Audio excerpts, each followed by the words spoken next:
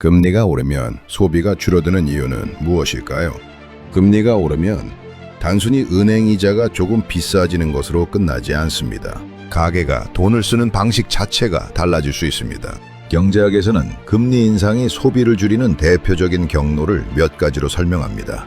가장 먼저 대출 이자 부담이 커집니다. 예를 들어 대출 금리가 3%에서 6%로 올라갔다고 해보겠습니다. 빚이 많은 가계라면 매달 갚아야 할 이자가 크게 늘어납니다. 그러면 월급에서 이자로 나가는 돈이 많아지고 외식이나 여행, 가전제품 같은 다른 소비에 사용할 수 있는 돈이 줄어듭니다.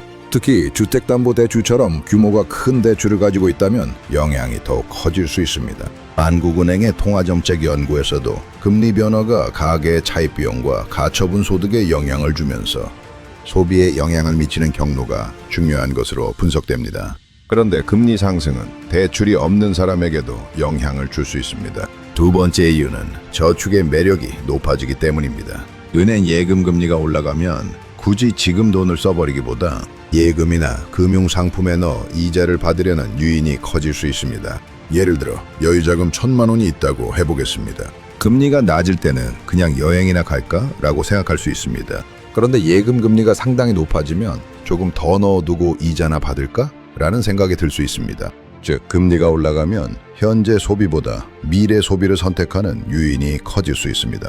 네 번째는 자산 가격의 변화입니다. 금리가 상승하면 주식이나 부동산처럼 미래의 수익을 현재 가치로 환산하는 자산의 가격에 하락 압력이 생길 수 있습니다. 실제로 자산 가격이 떨어지면 가계가 자신이 가진 재산이 줄었다고 느끼면서 소비를 줄이는 현상이 나타날 수 있습니다. 경제학에서는 이를 자산 효과라고 설명합니다. 네 번째는 경제에 대한 불안입니다.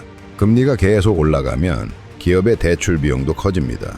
기업이 투자를 줄이고 채용을 보수적으로 할 가능성이 생기고 가계 역시 앞으로 경기가 안 좋아지는 것 아닌가라고 생각할 수 있습니다.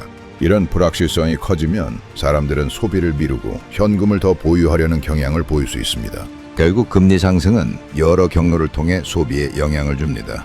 금리 상승, 대출이자 부담 증가, 가계에 쓸 수 있는 돈 감소, 또는 금리 상승, 저축의 이점 증가, 소비보다 저축을 선택, 그리고 금리 상승, 자산 가격 경기 전망의 영향, 소비 심리 위축, 이렇게 여러 경로가 동시에 작동할 수 있습니다.